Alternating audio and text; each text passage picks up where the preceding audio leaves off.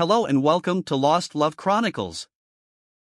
Dear listeners, before we get started, drop a quick hi in the comments and let us know where you're tuning in from.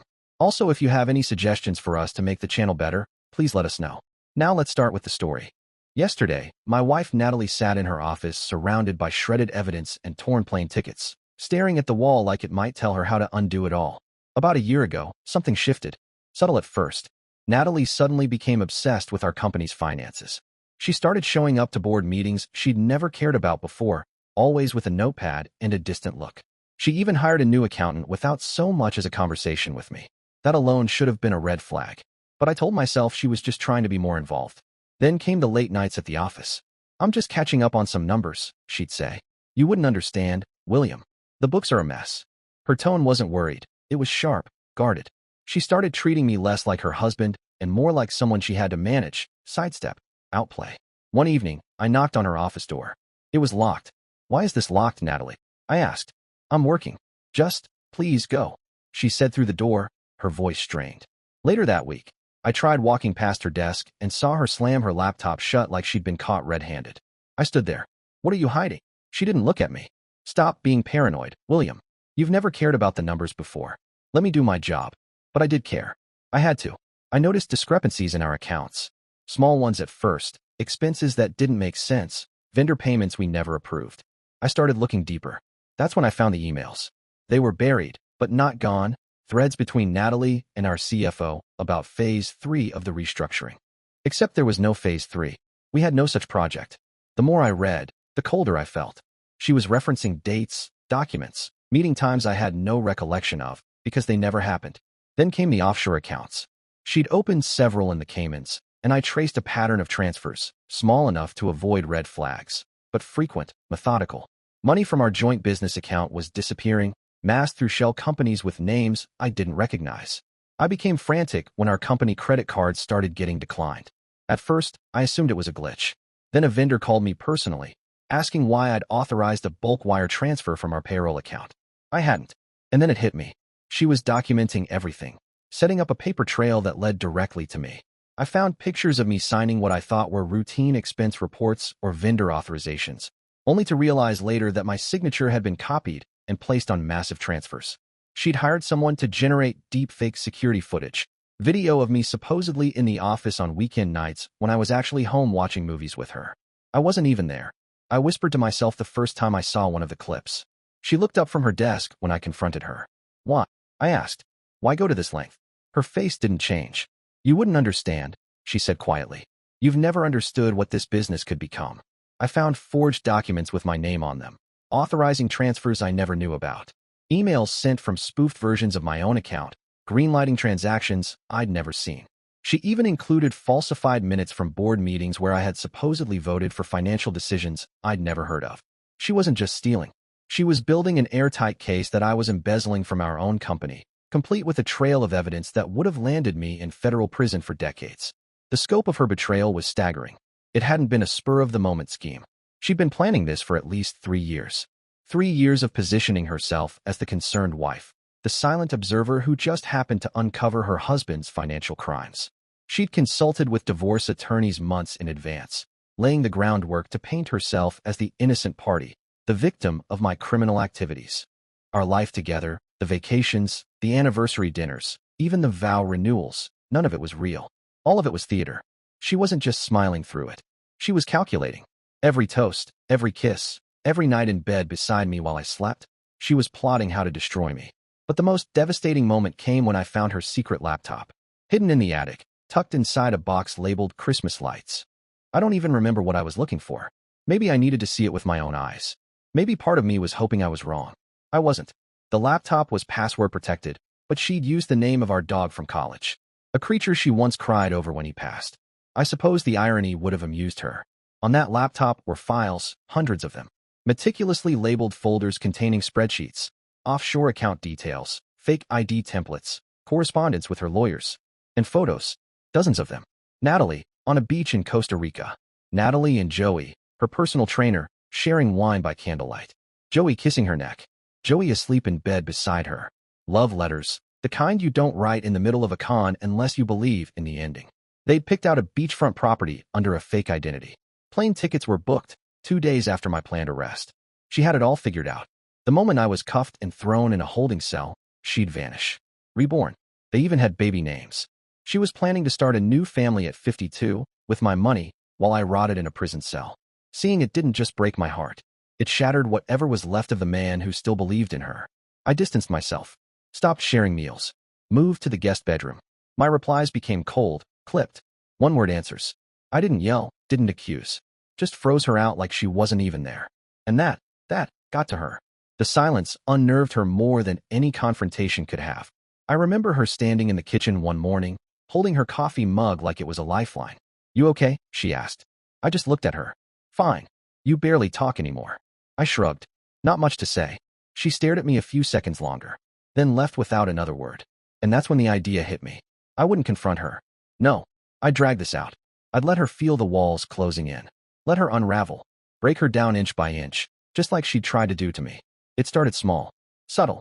Every morning, Natalie would check her secret accounts from her locked office, usually around 7:15 sharp. Like clockwork. So I began adjusting things. I moved her coffee mug half an inch to the left. I changed the angle of her desk lamp by a few degrees. Switched 2 books on her shelf, titles she arranged alphabetically. She couldn't say anything. Not without sounding paranoid. But I watched. The first week, she started double-checking the locks. She'd close her office door, then open it again, check the deadbolt. Once, I stood in the kitchen and watched as she tested her office door 3 times before finally leaving for work. A few days later, she installed a new security camera in the hallway, thinking I didn't notice. I made sure to walk past the new security camera at exact intervals, 7:20, 7:35, 7:50. Like clockwork. Just enough to create a pattern she couldn't unsee. Something she'd obsess over. Something that would eat away at her when I wasn't in the room. At the office, I kept my distance, emotionally frozen, but made calculated moves. I scheduled private meetings with our CFO during her lunch breaks, fully aware she'd noticed them blocked on my calendar. She never asked, but I could see it in her eyes when we passed in the hallway. She was dying to know what we'd discussed. Then I had IT perform routine security updates on all the company computers. Harmless in theory. Standard protocol. But I knew what it meant for her. Panic. She started working later than usual. I'd hear her in her office muttering.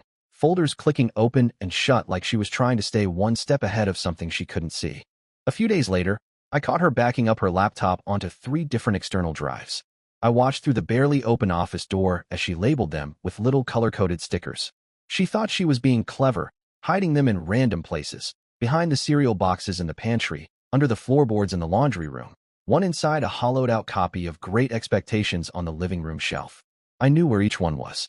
I touched nothing, just noted locations, photographed the setups. 2 weeks in, I stumbled on something that shifted everything. Joey, her personal trainer, wasn't just the side piece. He was a partner in this. I found receipts, bank transfers routed through one of her shell companies, listed as fitness consulting services. Monthly payments that would make an Olympic gold medalist blush. Joey wasn't just sleeping with my wife. He was profiting from the millions she'd stolen from the company I built. So I started going to the gym. Not every day, just often enough to disrupt the rhythm. I never looked at them. I'd do bench presses or run the treadmill on the far side of the room, always facing away. But my presence was like a siren. Their body language changed. The banter between them became whispers. Joey started fumbling with weights he normally tossed around like feathers. Natalie cut their sessions down from an hour to 30 minutes. She was cracking. And when the cracks started to widen, the mistakes followed. One afternoon, I saw a charge come through on her personal credit card, a catering service listed under a shell company's name. Sloppy. That same night, I checked her browser history. She forgot to clear it. Search terms. How to tell if someone is on to you. Signs your spouse knows about affair. It was like reading her mind. Then, almost insultingly, she left her secret laptop partially visible in the attic. Not buried beneath decorations, just under a couple of boxes like she'd forgotten where she left it. I photographed everything, documented every slip, built an evidence file in my own secure cloud storage. Not for court. I had no intention of dragging this through the legal system. I had something else in mind. Something better. 3 weeks in, I made my first real move. I called the bank and reported our business credit cards, the ones she'd been abusing and letting decline, as stolen. Calm, polite, routine. Told them we needed replacements with new numbers. When the new cards arrived, I activated them. Quietly. Didn't say a word to her. Let her believe the old ones were still in play. A few nights later, she had a business dinner. Some fancy place downtown. I knew it was with potential investors because I overheard her practicing her pitch in the bathroom mirror earlier that day. She wore the navy blazer she saves for big meetings. Full makeup, confident smile, all performance. An hour into the dinner, while I sat at home sipping whiskey in my sweatpants, I got the text. Did you cancel the company cards? No greeting. No punctuation beyond the panic. I didn't reply, but I already knew what happened. She tried to use her card at a business dinner with potential investors, and it was declined. The embarrassment on her face when she had to ask the CFO to cover the bill? Absolutely priceless. She couldn't come home and yell, couldn't complain, couldn't accuse, because doing so would mean admitting she'd been using company cards for unauthorized expenses. So she swallowed it, smiled through clenched teeth, and spiraled. Her behavior changed almost overnight. She started sleeping poorly, tossing and turning, waking up at all hours to check her phone. She'd sit at the edge of the bed scrolling for 10, 15 minutes, then walk down the hallway barefoot and silent, like some anxious ghost. Then came more cameras, installed around the house without a word to me. One over the garage, another tucked in the hallway vent, angled toward the office. She changed her passwords daily. I caught her once, hunched over her laptop whispering them to herself like prayers. And then she hired a private security firm to sweep the house. I came home one afternoon to find two men in polo shirts and gloves combing through the vents, checking light fixtures, lifting rugs. Natalie stood in the hallway with her arms crossed, barking instructions. I raised an eyebrow, expecting someone to plant a mic. She didn't answer me, just turned her back and walked into the kitchen. She was convinced I was recording her, watching her. I wasn't. I didn't need to. Her paranoia was doing all the work. So I leaned in. I left a worn copy of The Smartest Guys in the Room, the Enron story, on the coffee table, bookmarked with a yellow sticky note. A few days later, I queued up a documentary on white-collar crime and let it play just loud enough for her to hear as she walked in from the garage. I subscribed to a print newspaper for the first time in years and left it on the kitchen island, an article about embezzlement penalties conveniently circled in red pen. Nothing direct, nothing she could point to, just enough to keep her guessing. At the office, the cracks widened. The CFO pulled me aside after a board meeting. Is Natalie okay? He asked. I kept my face blank. What do you mean? She's been off. Nervous. Overly involved in audit procedures she used to ignore. Like she's hiding something or expecting to be caught. Other board members had noticed too. During our last quarterly review, she could barely hold the paper steady. Her hands trembled as she flipped through reports, trying to answer questions she usually dominated with ease.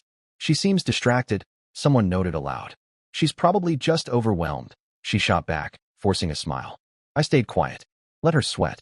1 month into my plan, I uncovered something that confirmed what I suspected all along. She was planning to run. The plane tickets to Costa Rica? Originally 2 months away, now booked for 3 weeks out. She was getting scared. She knew something was wrong, and she was ready to bolt. But she couldn't leave. Not yet. Not without the final transfers. The ones that required my real signature. The ones that would make her entire setup against me airtight. So she tried a different approach. She seduced me. Or at least, she tried to. It started with dinner. I came home to the smell of rosemary and garlic, my favorite roast chicken. The table was set, candles lit. She was wearing the navy blue dress I'd bought her for our 10th anniversary. Thought we could talk, she said, voice soft. I made your favorite. I sat, ate in silence. She poured wine, touched my hand across the table. Maybe we've both made mistakes, she said, eyes searching. But I think we can fix things. If we work together. Like before. I didn't answer. When I finished eating, I stood, took my glass, and walked to the guest room without saying a word. Her face crumbled. She knew I knew something, but not what, or how much. That was the part that drove her mad. Joey, on the other hand, started to crack faster than I anticipated. I had a buddy who worked at his gym mention, in a casual offhand tone, that the IRS had been asking questions lately about personal trainers taking cash under the table. Complete lie. But Joey didn't know that. Apparently, he freaked. I found text messages on Natalie's laptop during one of her long showers. She still hadn't figured out I knew the password. He was blowing up her phone, demanding answers, pressuring her to speed things up. Joey, you said we'd be gone by now. Joey, what if your husband knows? Joey, I want my cut. All of it. I'm not going down for this. Natalie's replies were panicked. She told him to wait, to stay calm. Said moving too fast would ruin everything. Then came the threat. Joey, maybe I'm out. Maybe I walk away. Her next texts were nearly frantic. Natalie, please don't. Please. Just a little longer. I'm handling it. Their paradise was unraveling, and I still hadn't confronted either of them. Then, 2 days later, she made a critical mistake. In her rush to prepare the latest stack of documents she needed me to sign, probably part of her final framing strategy, she included one she shouldn't have. A single document buried in the middle of the pile. A transfer order from one of her secret offshore accounts, moving $2 million back into our joint business account. She'd mixed up her papers. Sloppy, paranoid, distracted. I read it, understood exactly what it meant, and I signed it along with the rest, keeping my face blank, voice neutral. "Thanks," she said, not looking up. "I'll get these sent off." That night, I was in the kitchen when I heard it, her muffled scream from behind the office door. Not anger, panic. She must have been reviewing the files, going over every detail like she always did, trying to control the chaos. And there it was, her own hand, forcing a $2 million reversal into plain sight. The next morning, that money appeared in our company account, just sitting there. I logged in at 6:45 a.m. to confirm. She couldn't reverse it without drawing attention to the hidden accounts. Couldn't claim it was an error without explaining where the money came from. She was cornered by her own scheme. The $2 million shook the house like an earthquake.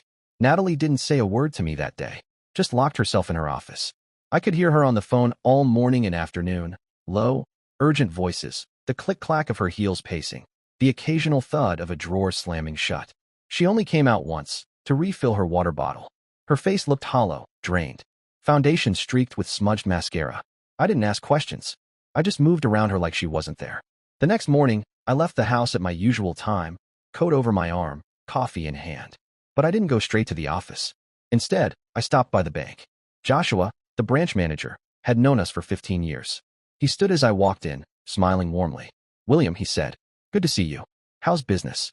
I returned the smile. "Could be better," I said, glancing around. His expression shifted when I asked, quietly but clearly, to review our business account activity. "Just want to make sure everything's in order," I said casually, resting my palms on the edge of Joshua's desk. "We've had some unusual transactions lately." Joshua gave me that concerned but not panicked look bank managers specialize in and began pulling up our records. I stood behind him, watching the screen, sipping a cup of lukewarm coffee from the lobby machine. His eyebrows rose almost immediately. "There," he said, pointing to the screen. "That's the one, I assume." The $2 million transfer sat clear as daylight, the kind of number that doesn't just slip through the cracks. "It's from an account I don't recognize," he said slowly, already dialing. "Let me dig in a little." I played my part. Folded arms, slight frown, eyes narrowing like a man blindsided. A few phone calls later, he looked up from his notes. "It appears to be from an offshore account registered to a company called Sunset Consulting LLC. Do you recognize that name?" I shook my head, furrowing my brow. "No, that's concerning." I let that word hang in the air, then added with deliberate calm. "Could you put a hold on any future transfers from unknown sources for security purposes?" Joshua nodded. "Absolutely. I'll also add an extra verification requirement. From now on, any large transfer will need both your and Natalie's in-person authorization." I nodded like it was all just another Tuesday inconvenience. "Appreciate it, Joshua. You've always taken care of us." When I left, the sun was just starting to hit the upper windows of the downtown buildings. I knew she'd find out soon enough. At the office, I ran into Wesley, our CFO, in the break room. He looked like hell. Shadows under his eyes, tie a little too loose, posture tight. When he saw me, his body tensed like he'd been caught sneaking out of a meeting he wasn't supposed to be in. "Morning, Wesley," I said, keeping my tone light as I poured myself coffee. "Everything all right? You seem tense." He fumbled with his cup, nearly dropping it. "Just a lot on my plate. Natalie's been asking for detailed reports, every transaction from the last 3 years. It's time-consuming." I nodded sympathetically. She mentioned something about a restructuring project. Phase 3. I must have missed that memo. Wesley's face went pale. His eyes flicked to the hallway. "Oh, it's a preliminary idea. Nothing concrete yet." His nervous energy was radiating off him in waves. He was in deep, but he didn't like it. I tucked that reaction away for later. There was more to dig out of Wesley eventually. That afternoon, my office phone lit up 6 times with Catherine's name. I let them all go to voicemail. The messages started composed, her voice tight, formal, carefully measured. But by the 6th one, her voice was cracking, rushed, barely coherent. Something about urgent financial matters. I deleted them all. No need to reward panic. Instead, I spent the rest of the day reviewing real contracts. Stable, above board. Reminding myself what clean business looked like. When I got home that evening, the scent of seared beef hit me before I even dropped my keys. Natalie was in the kitchen, attempting to cook. Again, the counters were covered in ingredients, puff pastry, mushrooms, herbs. She'd gone all out. Beef Wellington. The dish she only made on our anniversary or when she wanted to soften me before a difficult conversation. An expensive bottle of Bordeaux was already open. Candles lit. Jazz humming softly through the speakers. I knew what this was. A performance. She turned as I stepped in. Her eyes were puffy, but her makeup was fresh, like she'd been crying earlier and tried to cover it up. "We need to talk," she said immediately, her voice thin with strain. "About the business. About us. About everything." I walked past her without answering, poured myself a glass of water instead of the wine she'd clearly laid out for me, and sat down at the far end of the table. "I'm listening," I said. She took a breath, then launched into a carefully practiced monologue. "We've grown apart," she began. "I think the stress of running the company, it's taken a toll on both of us. The late nights, the constant pressure. I miss what we used to have." I said nothing. Let her fill the silence. She stepped closer. "I've been thinking, maybe we need to take a step back. Recharge. Reconnect." Her voice cracked just slightly on that last word. She reached behind her and pulled a slim folder from the counter. Slid it across the table toward me. "I've already booked tickets," she said. 2 weeks from now. Costa Rica. Just you and me. We could use the time to reconnect. Figure out our next steps." I opened the folder. 2 first-class tickets, just as she said. But the return date? Conspicuously absent. I closed the folder without a word and continued eating, methodically, like I hadn't just been handed a one-way escape plan funded by my own company's money. With each bite, I watched her expression deteriorate, hope turning to confusion, confusion to panic. "Say something," she finally pleaded. Her voice wavered. "Anything. You're scaring me with this silence." I took my time, finished chewing, wiped my mouth with the cloth napkin she'd so carefully placed beside my plate. "The beef is overcooked," I said, standing. I didn't look back as I left the room. That night, as I lay in the guest room pretending to sleep, I heard her on the phone. She was trying to keep her voice low, but the walls were thin, and desperation is hard to mute. "He knows something," she hissed, pacing. "We need to move now." A pause, then sharper. "I can't get the rest without his signature. Not without raising suspicion." Joey, no doubt. And judging by the tone, things were unraveling faster than she could patch them. The next morning, I woke early and headed straight to Joey's gym. Not to work out. I had other business. Leonardo, the owner, had always been the talkative type. Knew the local market, loved to gossip. We'd crossed paths at business functions over the years.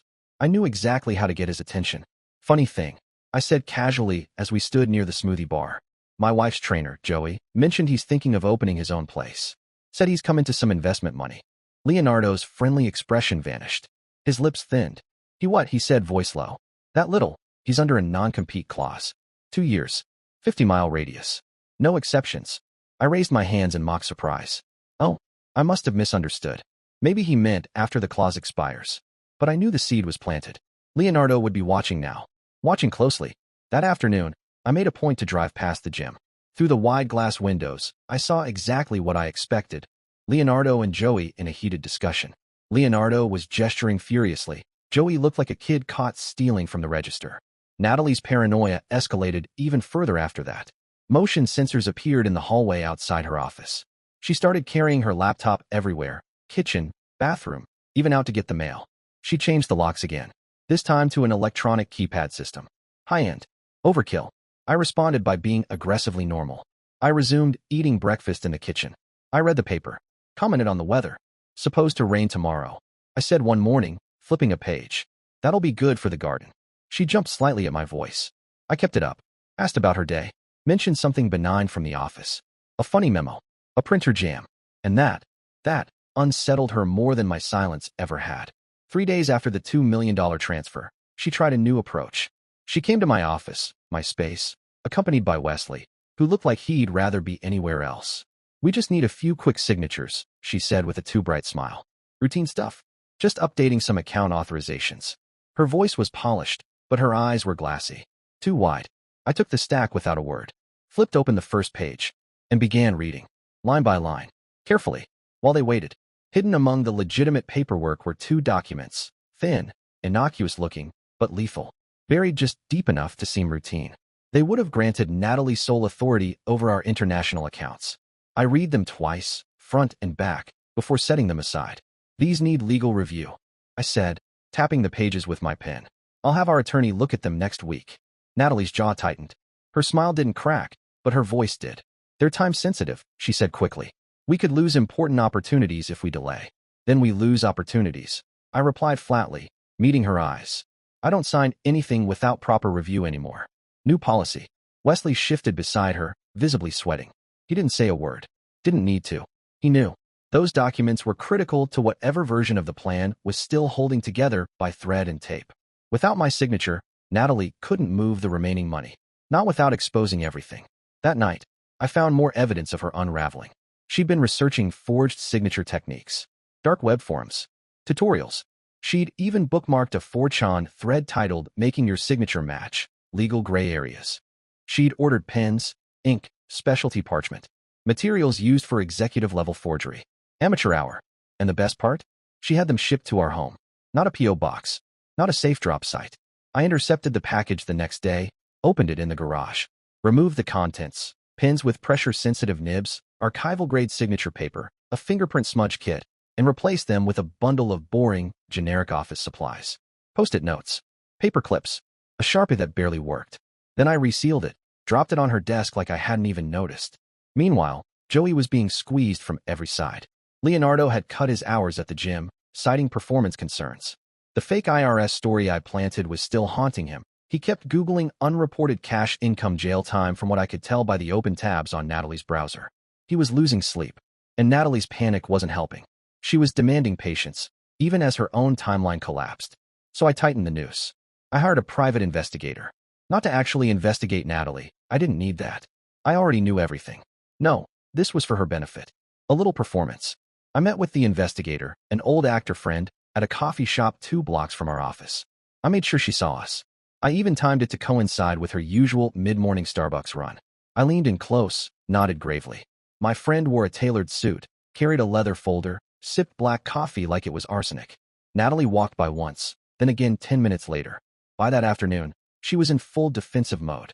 She checked her car 3 times that evening, used a flashlight to look beneath the bumper.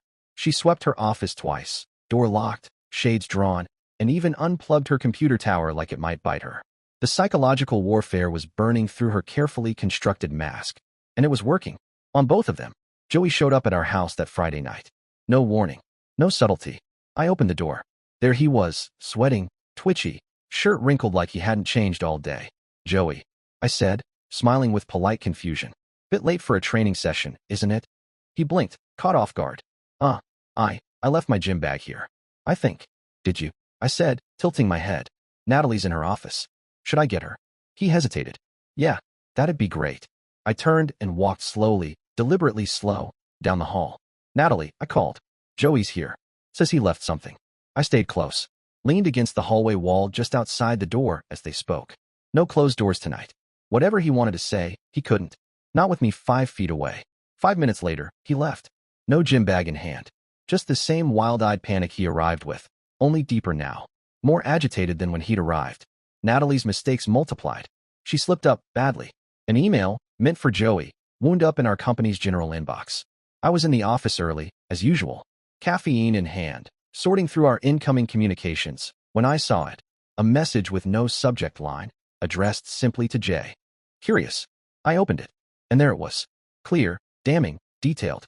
Language like phase-out timeline, wire transfer completion, and worst of all, specific dollar amounts that perfectly matched the missing funds we'd been tracking.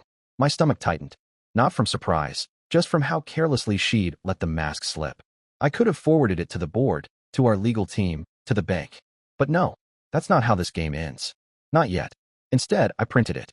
Just one clean, unmarked sheet of truth. That night, after she went to bed and shut her door, I walked in, silent as breath. No note, no confrontation, just the printed email, placed squarely on her pillow. I waited in the hallway, brushing my teeth, when I heard it. A gasp. Loud. Genuine. Then rustling.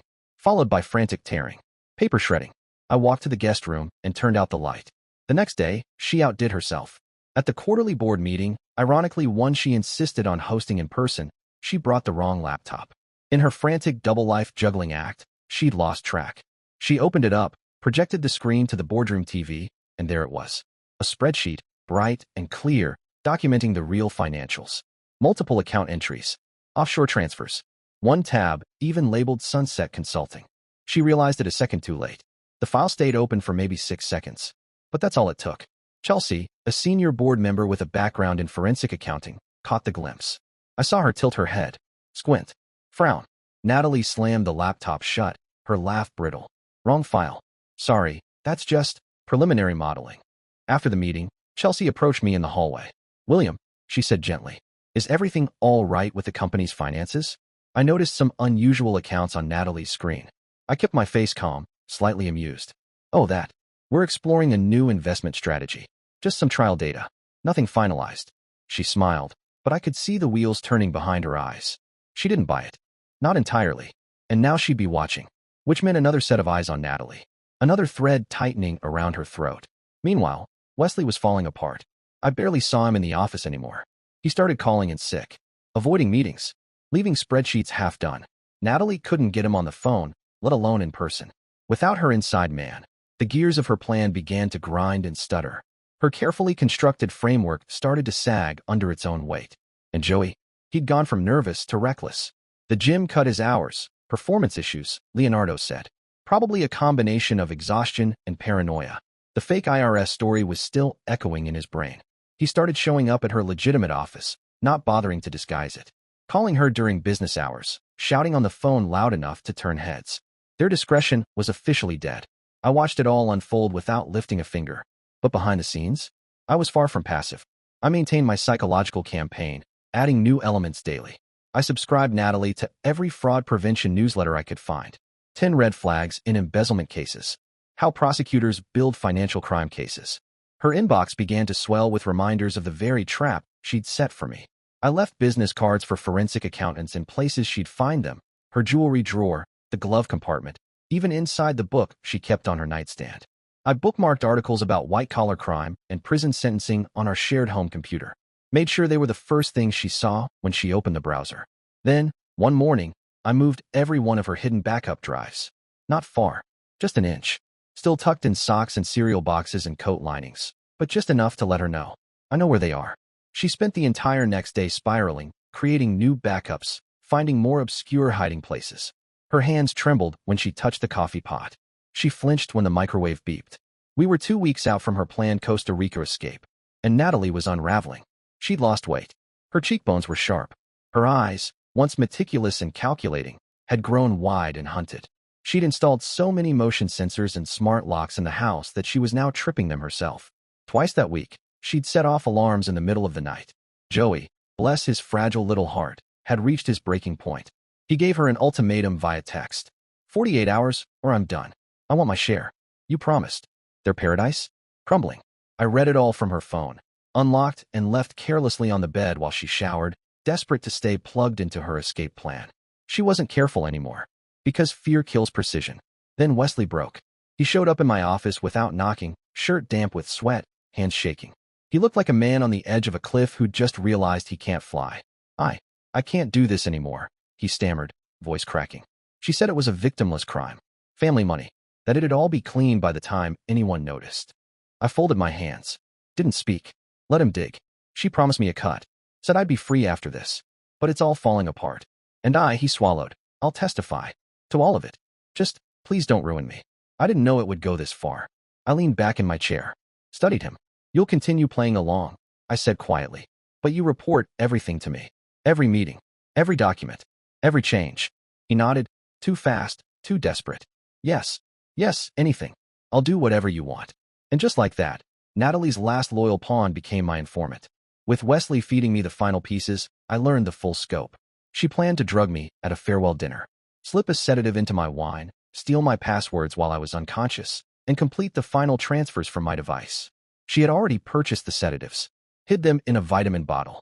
I made my move, swapped the pills with harmless vitamin C, installed hidden cameras in the dining room, synced the feeds to a secure cloud drive. When she executed her plan, I'd have everything: video, audio, physical evidence. The night came. Natalie made an elaborate meal, veal osso buco, a bottle of aged Chianti, candles. She wore red. Her hands shook as she stirred. Her phone buzzed every few minutes. Joey, checking in. He was waiting at the airport with fake passports and new names. At the table, she poured the wine, made a point to hand me a specific glass. I took it with a smile, brought it to my lips, drank deeply, or seemed to. In truth, I let most of it spill into the planter behind me while her back was turned. As the meal went on, I started to slouch. Blink slowly. Rub my eyes. Her eyes lit with hope. She bit her lip to hide the grin. Then I went limp, slouched in my chair like a sedated fool. She wasted no time.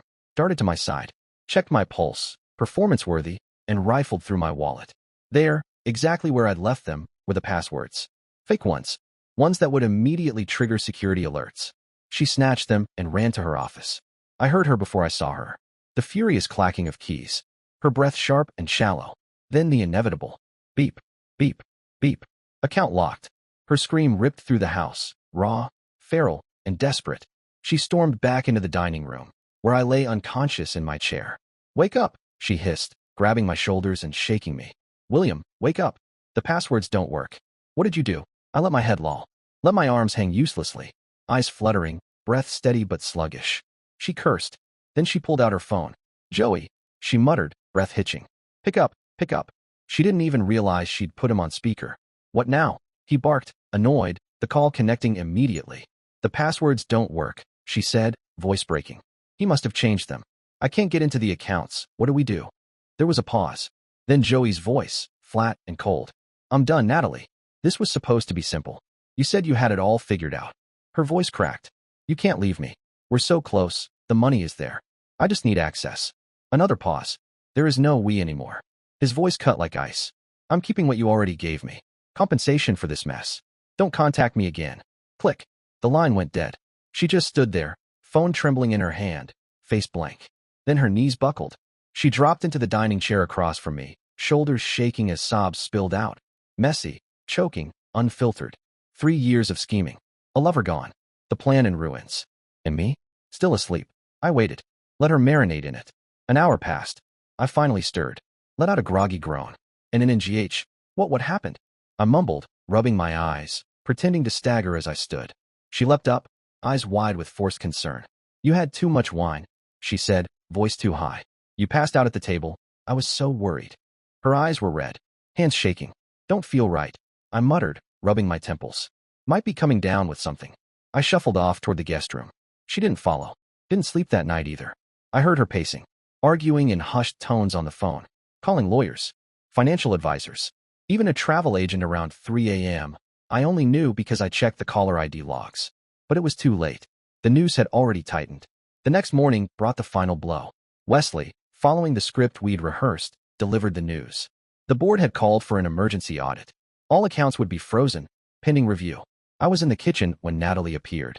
Hair tangled, face pale, no makeup. She didn't try to pretend anymore. She walked right up to me, bare feet on the tile, and whispered, You know, don't you? I stirred my coffee calmly. Know what, Natalie? That you've known. This whole time. I took a long, slow sip. Looked her in the eyes. That you're stressed about the audit? I said lightly.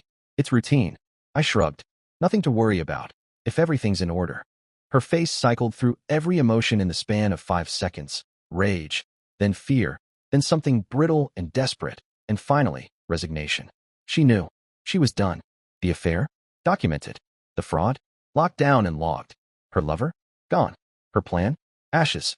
She looked at me like a cornered animal, one that finally realized the trap had been sprung weeks ago.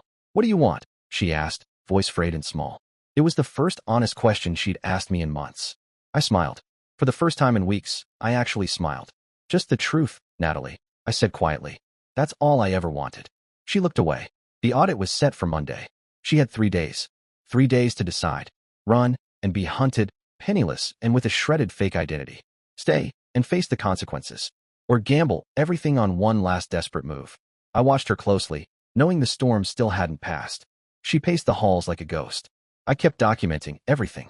The cameras in the house showed her burning documents in the fireplace at 3:07 a.m. on Saturday. Wesley texted me midday Sunday. She tried logging into the offshore system. Blocked again. She panicked. Told me it's over. By Sunday evening, the transformation was complete. Natalie looked like she'd aged a decade in a matter of days. The sparkle, the cold, calculating gleam that had once laced every word she said, was gone. Now she was just hollow. A woman surrounded by the smoldering remains of her grand design. I stood in the hallway outside her office, unseen, watching through the slightly open door. There she was, curled up in the leather chair, the Costa Rica tickets in her lap. She wasn't crying. She wasn't moving.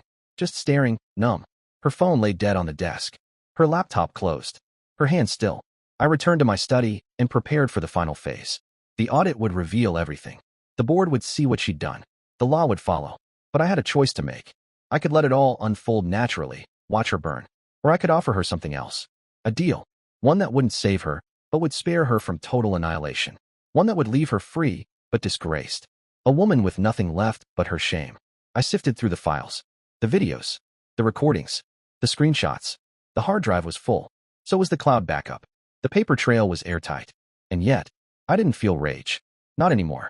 Only purpose. I didn't want revenge. I wanted something more satisfying than her collapse. I wanted her to live with it. To feel it every morning when she woke up and remembered what she lost. Not just the money. Not just the company. But the man who once stood beside her, who she believed was too soft, too trusting, too blind. She had no idea how wrong she was. Monday morning came. The light crept in slowly through the blinds. I sat in my study in silence, sipping black coffee. The evidence spread before me like a general's war map. And still, she hadn't moved. She hadn't slept, hadn't eaten, hadn't left her office. She was waiting for the crash she could no longer outrun, for the judgment she'd once planned for me to suffer. Her carefully constructed house of cards, shell companies, doctored documents, forged love, was already tumbling down. All that remained was the final collapse. I dressed carefully that morning. Not for the audit. Not for the board. For the theater of it. Navy suit. Crisp white shirt. Gold cufflinks she gave me on our 5th anniversary, when I still believed in us. Today would be the end of a long and bitter game. Justice, not with fury or fists, but with precision. With quiet, undeniable evidence. The same precision she'd tried to use to ruin me. When I stepped into the kitchen at 5 a.m., the sky outside was as overcast as the silence inside our home. Natalie sat at the table, surrounded by shredded paper and the stench of stale coffee. Her laptop screen glowed with the cold blue of a login page, locked, like everything else she'd once controlled. I poured myself a glass of orange juice. Sat across from her. She looked up slowly. Her face was bare, no makeup, no mask. Just tired eyes. Bloodshot. Hollow. For the first time since I'd known her, she looked defeated. The audit team arrives at 9, I said, keeping my voice light, casual. Chelsea called yesterday. She's bringing 2 external accountants. Her fingers twitched. She closed the laptop with a snap, but her hands trembled. Then she stood too fast and knocked over her coffee. The dark liquid spread like rot across her stack of half-burned documents. She didn't even try to stop it. I didn't move either. She walked away, slowly, toward her office. Probably for the last time as my wife. Or my partner. Through the doorway, I saw her yanking open drawers, stuffing USBs and files into bags, into folders, into her purse. Still clinging to the illusion she could control any of this. Still fighting a war she'd already lost. At exactly 7 a.m., the doorbell rang. Wesley. Natalie answered it. I heard her gasp, just a sharp inhale, but it said everything. He looked terrible. His shirt was rumpled. Tie missing. Deep bags under his eyes. His stubble was several days past professional. We need to talk, he said, and pushed past her into the living room. Natalie tried to stop him. I stayed seated in the kitchen, reading emails that didn't matter, pretending not to listen while hearing every word. I can't do this anymore, Wesley said. His voice cracked like glass. Natalie's heels clicked behind him, her voice rising. You can't, she said. Wesley, please, we had a deal. You're implicated too. I don't care anymore, he snapped. I have kids, Natalie. I can't look them in the eye knowing what I've done. I've already called my lawyer. I'm telling them everything. Offshore accounts, shell companies, every last piece of it. Footsteps moved toward the kitchen. Wesley appeared in the doorway. He saw me and froze. His face went pale. Morning, Wesley, I said, voice smooth, calm. Coffee. He shook his head, eyes darting toward the door, and practically bolted from the house. I heard the front door slam shut a second later. In the hallway behind him, Natalie stood frozen. Her whole body was trembling, her arms wrapped tight around herself, as if trying to hold in the unraveling pieces. Wesley had cracked. Her last inside ally was gone, and she knew he'd talk. By 8 a.m., she'd made up her mind. I found her in the bedroom, throwing clothes into a suitcase. Her movements were frantic, shaky hands shoving shoes and crumpled dresses into the bag without thought or order. On the bed, I saw them. The Costa Rica tickets. Torn clean in half. She finally understood. The escape was over. Going somewhere. I asked from the doorway, leaning against the frame. She didn't answer. Just kept packing. The zipper of her makeup bag caught on something and tore. She cursed under her breath, but didn't stop. Her phone buzzed again and again on the nightstand. Joey, or Wesley's lawyer, or both. She ignored it. I crossed the room, walked to the closet, reached up to the top shelf, pulled down a small gray box. Inside were the backup drives she'd hidden there last week. She thought I hadn't found them. I set the box gently on the bed beside her suitcase. She froze. Slowly, she turned to look at it, then at me. Her mouth parted slightly, eyes wide with disbelief. How long have you known? I shrugged. Does it matter? She blinked. Her hands lowered to her sides. The question is, I continued, what happens next? She sank down onto the edge of the bed, the clothes she'd just folded crushed under her weight. Her eyes looked hollow. What do you want? She asked quietly. Money? The company? A divorce? I didn't answer. Not yet. Instead, I pulled out my phone. Opened the video. Her eyes flicked to the screen, and I watched her blood drain. The footage played. Her standing over me at the dinner table, rifling through my wallet.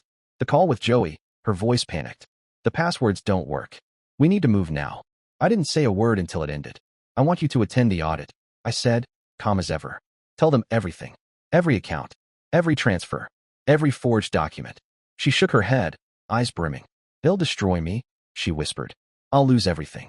I stepped closer. You've already lost everything, I said. Joey's gone. Wesley is confessing. The money's frozen. Your plan failed. I paused. Let the silence settle. This is about damage control now. Her phone rang. She glanced at the screen and gave a sharp, bitter laugh. It's Joey, she said, holding it up like it was something poisonous. He's been calling all morning. Probably wants to make sure I haven't implicated him. Answer it, I said. Put it on speaker. She hesitated, then swiped to accept. The room filled with his voice, panicked, angry, unraveling. Natalie, what the hell is going on? Leonardo fired me. He says the IRS is investigating me. You said this was foolproof. She didn't flinch, just stared at the wall, voice flat. It's over, Joey. Everything's falling apart. You promised me $2 million, he shouted. I gave up everything for this. My job, my reputation. Your reputation? Natalie cut in with a dry, humorless laugh. You mean as the trainer who sleeps with married clients for money? There was a beat of silence. Then his voice dropped, colder. If I go down, you're going down with me. I have texts, emails, everything. You think you're so smart? I kept records too. She didn't even blink. Do whatever you want, she said quietly. I'm done. She ended the call and tossed the phone onto the floor. It slid under the bed. We sat in silence. Minutes passed. Outside, the crunch of tires on gravel broke the stillness. She turned her head. I hear cars, I said. She walked slowly to the window and pulled back the curtain. 3 cars, she murmured. Chelsea brought an army. They're thorough, I said. Chelsea's good at her job. Natalie turned to look at me, something hollow in her expression. You orchestrated all of this, didn't you? Every detail, making me paranoid, turning Joey against me, getting Wesley to confess. She paused. You played me like a chess game. I met her eyes. You played yourself. I just made sure you knew I was watching. The doorbell rang. She exhaled slowly, smoothing her wrinkled blouse, fingers moving through her tangled hair. The gesture was automatic, pointless. I suppose there's no point in pretending anymore. We walked to the door together.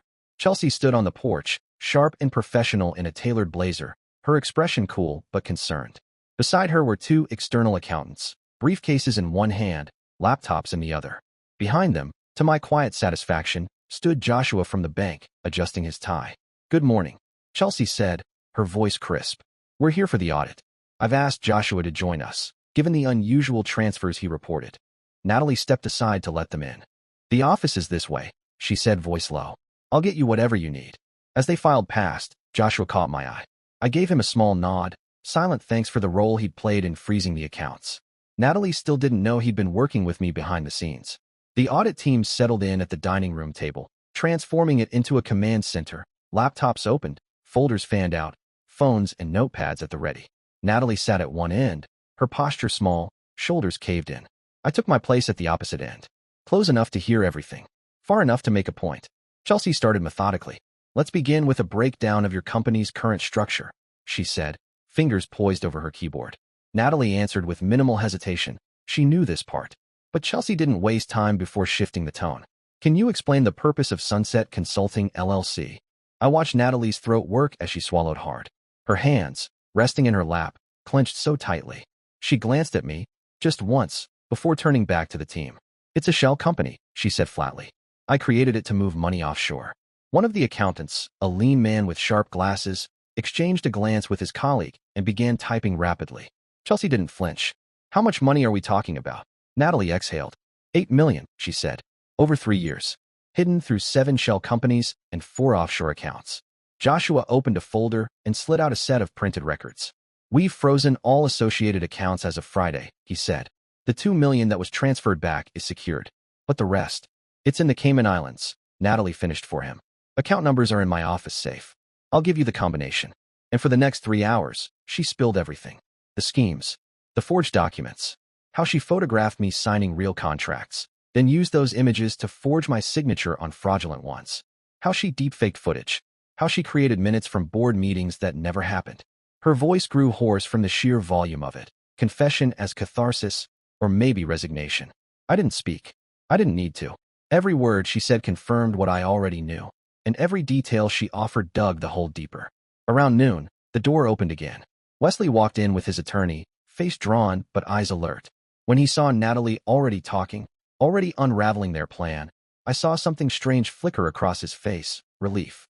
He slid into a seat beside the auditors and began his part. She approached me 18 months ago, he said, voice rough but steady. Said it was a way to protect assets from potential lawsuits. I knew it was wrong, but she was persuasive. Promised me 10%. No one reacted. Chelsea just nodded, letting him continue. The truth, finally spoken, was more valuable than judgment. Joey's name came up more than once. Natalie explained how she funneled money to him through fake invoices, fitness consulting fees for services never rendered. How she used her affair as leverage to keep him silent, and then as a tool to build a new life. Chelsea made a quiet note. Joey Mendoza, she said aloud. We'll need to speak with him. But I knew they'd be too late. Joey was already gone. He was probably stuffing his gym bag with cash, deleting encrypted apps from his phone, erasing his footprints before he disappeared. Packing to leave town. By 2 p.m., the full scope of the fraud was laid bare. Chelsea shut her laptop with a heavy finality and looked at Natalie like she was something rotten discovered under a floorboard. This is extensive criminal fraud, she said, her voice tight, restrained. The board will meet tomorrow to decide on immediate actions. I recommend you retain a lawyer. Natalie gave a small, numb nod. She looked like she was sinking into her own skin. The audit team began packing up, cords wrapped, drives detached, files collected in neat, damning folders. I stood near the window as they moved about the room. The energy drained from everyone except Chelsea, who remained sharp, clinical. As she zipped her briefcase closed, she stepped quietly toward me. I'm sorry, she said, her voice dropping just for me. I know this must be devastating, but the company will survive. Natalie, she's finished. I nodded once. There wasn't much else to say. They left quietly, the front door clicking shut behind them like a punctuation mark. The silence that followed was immense. Natalie and I sat at opposite ends of the dining table where hours earlier, she'd unraveled 3 years of deceit. Now, she looked at me with hollow, broken eyes. What now, she asked. I reached beneath the table and pulled out the folder I'd prepared 3 days earlier, divorce papers, already filed. I slid them across to her. You'll sign these, I said. Transfer your shares of the company to me and leave. Today. She stared at the folder for a long time before reaching for it with shaking hands.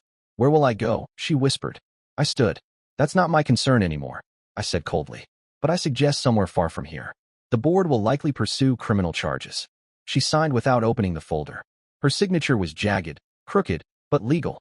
Then she stood, pressing the papers to her chest like she needed something to hold herself together. For what it's worth, she said, not looking at me, I'm sorry. Not for trying, but for failing. For hurting you. I said nothing. There wasn't anything left to say. She packed a single suitcase, just one, and left in her car an hour later. I watched from the upstairs window as she drove away, her entire life reduced to what she could fit into a trunk and the passenger seat. No goodbyes. No second glance. The house felt different without her. Lighter. Not peaceful. Not yet, but emptied of the rot. That evening, I called a locksmith. Changed every lock. Windows too. I wasn't taking chances. I also brought in a cleaning service to go through her office. Professional, discreet, efficient. They boxed up everything, separating what was clearly personal from what might be evidence. Among the things they found were more backup drives, additional forged documents, and something I hadn't expected, a journal. Detailed, meticulous, filled with her thoughts, timelines, projections. She'd documented her entire plan like it was a business strategy. Cold, clinical, proud. I boxed it all and sent it to Chelsea for the investigation. That night, Wesley sent an email resigning from the company. No ceremony, no farewell drinks. Just a flat message, effective immediately. I'll cooperate fully with the investigation. He'd testify, in exchange for leniency. And Joey? Joey disappeared like vapor. Leonardo from the gym told me he hadn't seen him since the audit. Said Joey had come in, cleared out his locker, and vanished. Didn't even collect his final paycheck. The next morning, the board convened an emergency meeting in the conference room Natalie once considered her stage. But this time, all eyes were on me. I presented everything, organized, undeniable, lethal. The financial trail, the shell companies, the forged documents, the payments to Joey. And finally, the video. No one said a word as it played. The image of Natalie drugging my wine, then frantically whispering with her lover, sealed her fate. The vote was unanimous. The board agreed to pursue full criminal charges and permanently ban her from any future involvement with the company. Some of them looked ill, others angry. All were stunned. They'd once toasted with her at shareholder meetings, clapped when she pitched strategy. Now, they saw her for what she truly was. Within a week, the forensic accountants we'd brought in had tracked most of the stolen money. It was a mess, spread thin across shadowed accounts in the Caymans, Belize, Switzerland.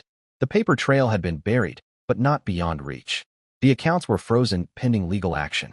It would take time, months, maybe even years, but the money wasn't lost. And that mattered. I resumed control of the company. Now, as its sole owner, there was an odd silence the first day back. Whispers in the halls. Shock lingering in every cubicle. But then something remarkable happened. My employees rallied. They didn't run. They didn't jump ship. They tightened their ranks, and for the first time in a long time, I felt like we were a team again. We hired a new CFO, Anna Cortez. Meticulous. Ethical. She came with glowing recommendations and a zero-tolerance policy for ambiguity. With her help, we implemented new systems, dual authorization on all transfers, quarterly audits, third-party compliance checks. I personally reviewed and signed every procedural reform. Trust had to be rebuilt from the ground up, and we did it, brick by brick. 3 weeks after Natalie left, I got a letter from her attorney. She was in Mexico, apparently trying to negotiate a plea deal in hopes of avoiding extradition. The letter was polite, carefully worded. She wanted to know if I'd testify on her behalf. Maybe recommend leniency. Said she'd made mistakes, but never meant to cause permanent harm. I didn't respond. I folded the letter once and dropped it into the trash. The house was too quiet at first. Her absence wasn't loud, it was heavy. I kept expecting footsteps on the stairs, the sound of her blender in the morning. But there was nothing. Eventually, I found peace in the stillness. I made my coffee. I walked in the evenings. I slept through the night without wondering if someone was plotting a new lie in the room next door. 6 months later, I got the call. She'd been arrested at the Mexican border, trying to re-enter the U.S. She was broke. Joey was long gone. She tried to cross in a rented car with expired documents and a suitcase full of handwritten notes on police strategies. The judge didn't need long. She pleaded guilty, fraud, embezzlement, attempted assault. They gave her 5 years in federal prison and restitution of every cent she could repay. I attended the sentencing. Sat in the gallery in silence. She looked over once. Just once. She was wearing orange. Shackled. Pale. Her hair grown out and her face drawn. I felt nothing. No vindication. No sorrow. Just a final confirmation of everything I already knew. Wesley got 2 years probation and community service. He testified, just as promised. He lost his license, of course. He now busses tables at his brother's restaurant in Tulsa.